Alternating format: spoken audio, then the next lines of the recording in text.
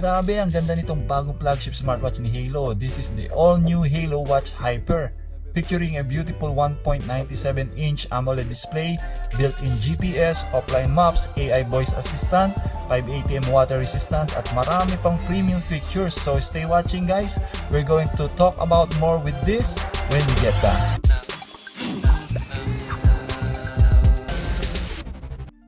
So unang tingin pa lang, premium na ang dating niya. Honestly, feeling ko isa ito sa pinakamalakas na contender ng mid-range smartwatch market. Posible niyang tapatan or baka higitan pa ang Redmi Watch 6, Amazfit Bip 6 at maging ang Huawei Watch Fit series. Pero syempre, ang magiging deciding factor pa rin dito ay ang price. Kasi kung tama ang pricing nito, baka ito na ang bagong champion on this category. So sa video na ito, i-unbox natin siya, tingnan natin ang design, i-connect natin sa smartphone using the Halo Fan app at sisilipin natin ang ilan sa kanyang best features. So let's go! Before we continue, please like, share, and give some love by subscribing to this channel. And don't forget to click the bell to get notifications for new videos. Alright guys, let's see kung ano ang nasa loob ng box. Buksan natin.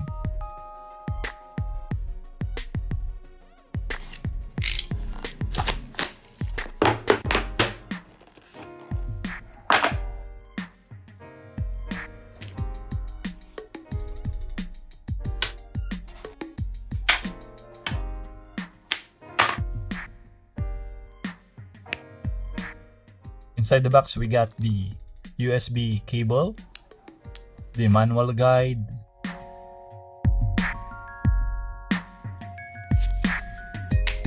the strap,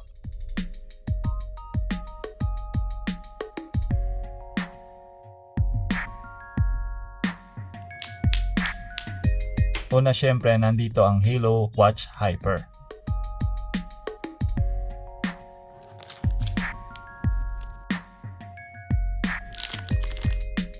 Wow, unang hawak ko pa lang, premium na agad ang build quality. Ang ganda ng metal frame, manipis ang bezel at napakaganda ng AMOLED display.